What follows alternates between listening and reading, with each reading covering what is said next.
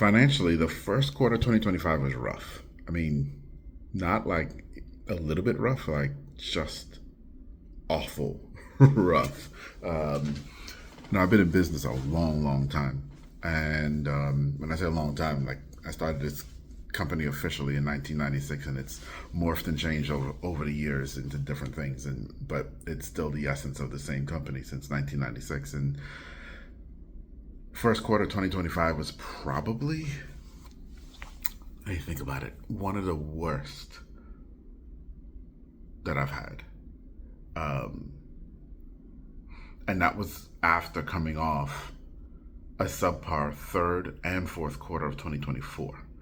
Um, so, want to spend some time. Let's talk about that. Let's talk about how we deal in these times, because we've got to deal in these times because we're business owners and this is real and this is reality. And if we ignore it, we're lying. Okay. Um, Number one, it's incredibly stressful. Yes, my stress level is through the roof, straight up, and that's just the reality of it. Okay, and number two is these are moments when we have to be able to get really honest with ourselves, really honest with our business, really honest with what's going on. You see, so often we're unwilling to say that A is A because we want so badly for A to be B that we see A, but we believe it's B, but it's really A. And we have to get to a place of being honest. So that's number one. Number one principle. You've got to be really brutally honest and keep digging through honesty. Okay? That's number one. Number two, and this is something that I didn't know that I did. I had no idea that I was doing this. This is just the way I live until, excuse me, a friend of mine, some of you may know him, Rob Lee, hipped me to this. And it's called the theory of constraints. And the theory of constraints is an entire process, an entire decision-making process of how to make decisions, right? And not just how to make decisions, but how to make the right decision. Because how often have we had a problem and we decided to do X to fix the problem, and then we went off and did X, and well, the problem didn't fix. In fact, it created another problem or a new problem, whatever it may be, right? How do we not end up there?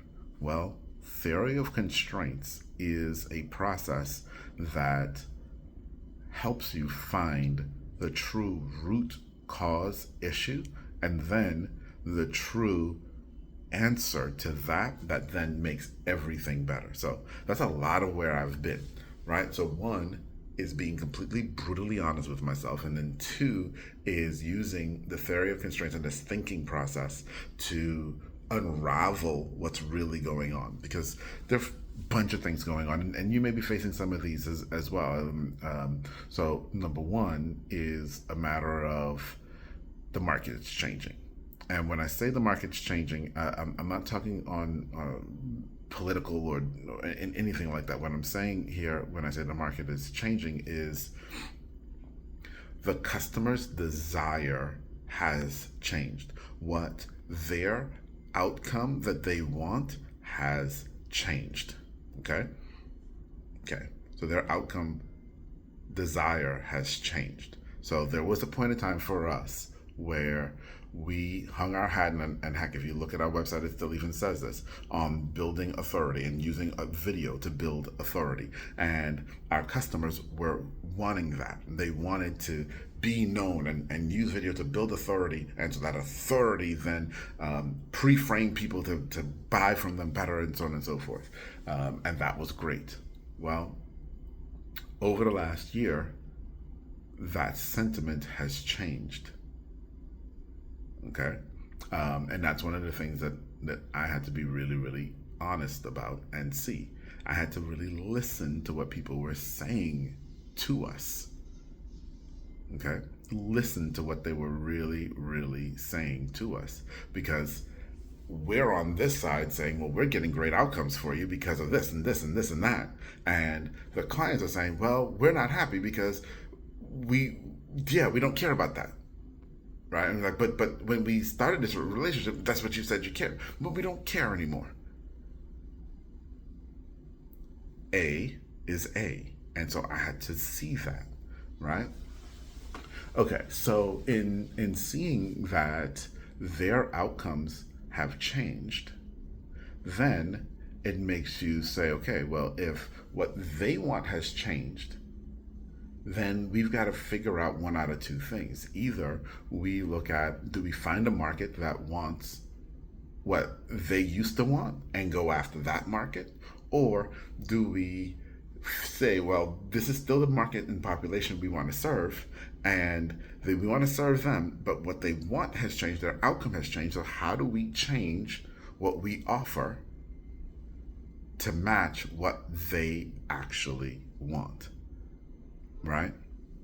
Well, if you go down that route, which is the route that I'm going down, because we want to serve this population that we serve, if you go down that route and that's the choice that you make, then you have to start to look at yourself again in different light, because now the thing that you've always offered, the thing that you've always brought to market, your pretty baby is now ugly. And nobody likes to hear that their baby is ugly. But I had to admit, based on what my customer wants, my baby is ugly. Y'all starting to see the stress yet? Okay.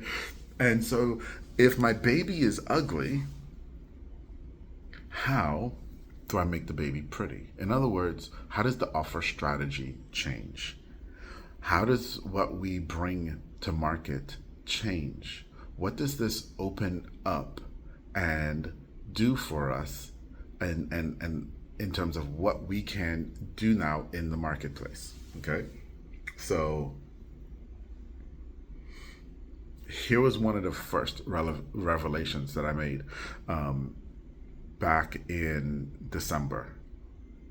We've always been called, well, not always, since we rebranded back in 2018, client attraction pros, because it was always about attracting the client to you, right?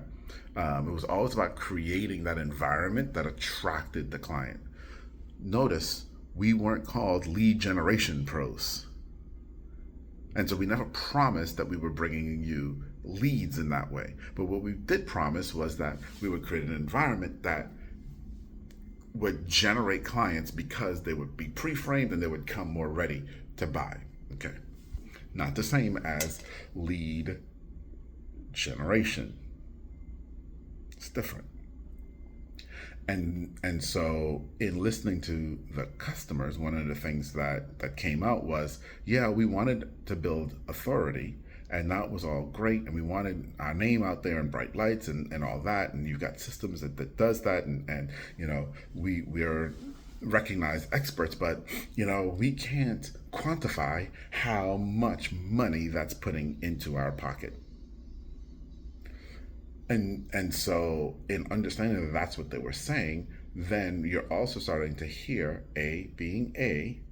that what they're saying is, I want money in my pocket, and in order to get money in my pocket, I need to quantify the leads that you brought to me. Well, it's organic marketing, and as we all know, it's hard to quantify leads with organic marketing. Attribution is always a challenge with organic marketing, right? But again, A being A, I've got to hear that, and we've got to be honest about that. We can't. Organic marketing is hard to do attribution and close our eyes and say, well, we can't do that. We're just going to keep building authority for you and hope it all works. No, that's what you're saying. I've got to hear that and got to see that and see, how do we change now? How do we change? And so one of the first, that was one of the first realizations and revelations that I made to myself back in December was, okay, we've got to figure out truly how we track leads across all platforms. We were tracking them across some platforms before that was easy for us, but knowing that we were generating leads for people that never got attributed back to us, which then made us look like we weren't doing enough. So how do we fix that? Right? And so when you go through the theory of constraints, you start to list out what they call UDEs, undesirable effects. And one of those undesirable effects was we're not able to track enough leads, which leads to another undesirable effect of the client being unhappy and feeling like we're not producing enough. And so you're mapping out all of these undesirable effects. And what you're working towards is, what is the one thing that when you solve it actually gets you to where you want to be? And where you want to be is a win-win situation for everyone. So I'm gonna tell you where I am right now, months after, and we've looked at what we've done and so on and so forth. And you know, when I said we've gone through a lot, we've looked at even, we've been an organic agency for a long time. We looked at even bringing back in paid media, because then we can do more attribution there with paid media, and we can track it better and so on and so forth. And so we've looked at a lot of different ways of solving this. And the beauty of the theory of constraints is when you map it all out and you think you found the actual constraint and you solve for that constraint, and then you ask the question, if I solve for this constraint, is everyone happy? Is it a win for everyone? If the answer is not yes to everyone, then you haven't solved the right constraint. And that's where I am. So we realized that, hey, if we were able to drive leads, that still wouldn't solve the problem, because we've had clients before who tell us still years later, man, the stuff you're doing is driving leads, but we're having a hard time converting because our internal systems for conversion suck. And so we had to listen a little bit closer. What are they really saying? Is it leads that they want? Do they really care about leads? Or do they actually just care about money in the bank? Well, if they care about money in the bank, and if we solved money in the bank, then yeah, that actually is a win-win for everyone. But how do we do that? That's literally where I am right now. We're mapping tons of undesirable effects, UDEs as they're called in theory of constraints, and looking at how we can solve those for clients with what we do. So I want to share this with you because this is an incredibly stressful time for me right now, because it's a lot going on, like a lot. Okay, and we're mapping all this out, and we're having tons of conversations, and we're researching and we're looking at different things, and we all face this. And we all face these times, whether it's a hard financial time or something else that happens in business. We all face these times, and it isn't that, let me rephrase, the right answer isn't to bury our head in the sand, which is what so many of us do. The right answer isn't to just continue a status quo and hope and pray that everything works out, as so many of us do. That's not the right answer either. Okay? The right answer is being completely honest with yourself about what's really going on, and continue being brutally honest as you keep learning and reevaluating. And then using something like, whether it's a theory of constraints or some other method, using something like the theory of constraints to get you to the root cause problem, and solving the root cause problem where everyone wins when this is solved and the problem goes away. That's the answer. It ain't easy. I'm not trying to, it sounds easy to say. I'm tell you it's not, but it's surely worthwhile. And that's why we became entrepreneurs. Whether you know it or not, this is why we became entrepreneurs, so that we can solve these types of problems. So would love to hear how you solve problems. I'd love to hear some of the things that you've been through, and or if this was even helpful for you as well. Talk to you soon.